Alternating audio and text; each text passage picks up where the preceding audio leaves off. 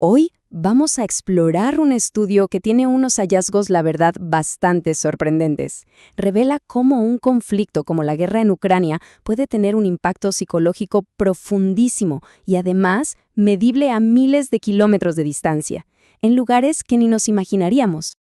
Y esta es la pregunta central que nos va a guiar. Generalmente, uno piensa que el impacto de una guerra se limita a quienes están ahí, cerca del campo de batalla.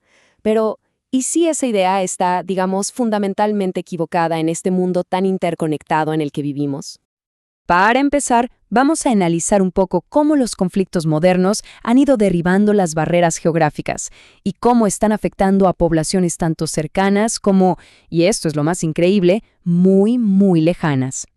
A ver, esta es la creencia de siempre, ¿no? Que las heridas de la guerra son solo para quienes las viven directamente. Sin embargo, hay nueva evidencia que demuestra que esta suposición, pues, ya no es tan válida como antes.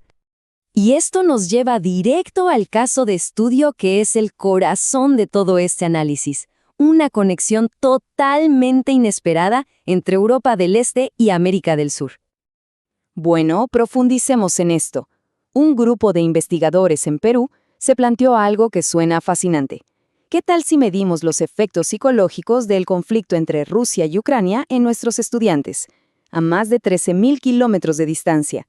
Una idea que, a primera vista, uno diría que es poco probable que arroje resultados importantes.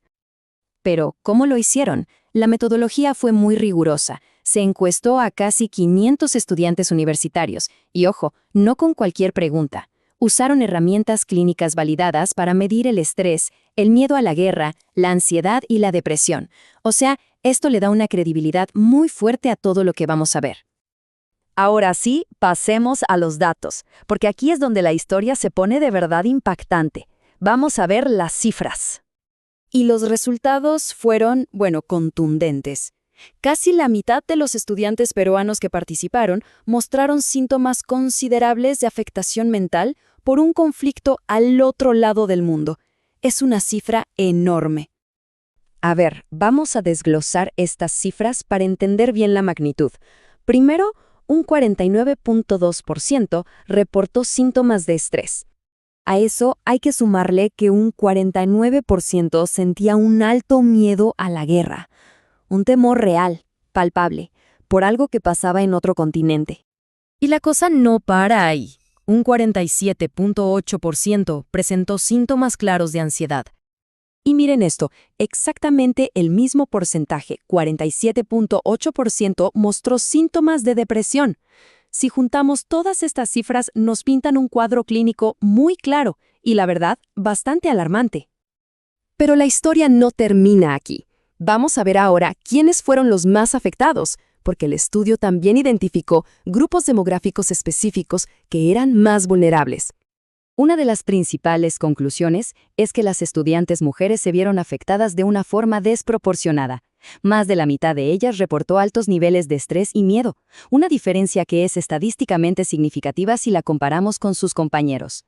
Esto, por cierto, podría tener que ver con otras investigaciones que a menudo sugieren una mayor propensión a la empatía y a reportar ansiedad en mujeres ante crisis humanitarias. Y además del género, la edad fue un factor clave. El grupo más joven, los chicos y chicas de 18 a 20 años, resultó ser el más propenso a la ansiedad y la depresión. ¿Por qué?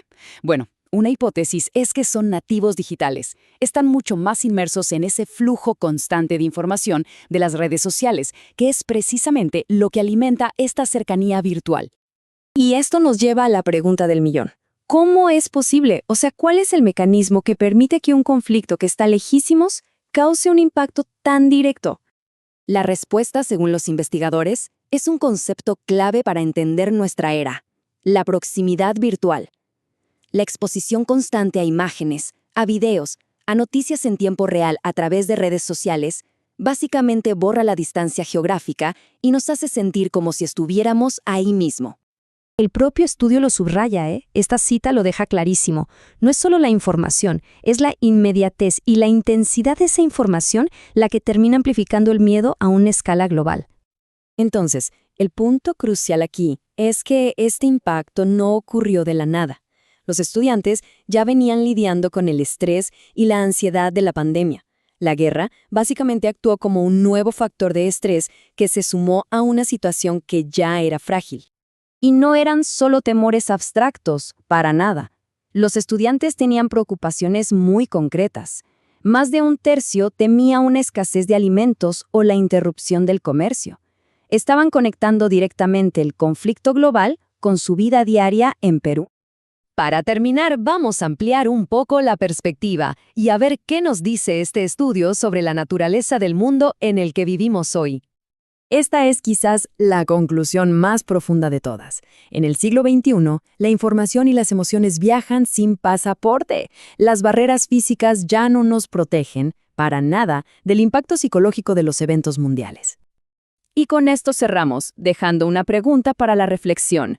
Si podemos sentir las ondas de choque de un evento que ocurre a miles de kilómetros de distancia, ¿qué significa realmente ser un simple espectador en el mundo de hoy?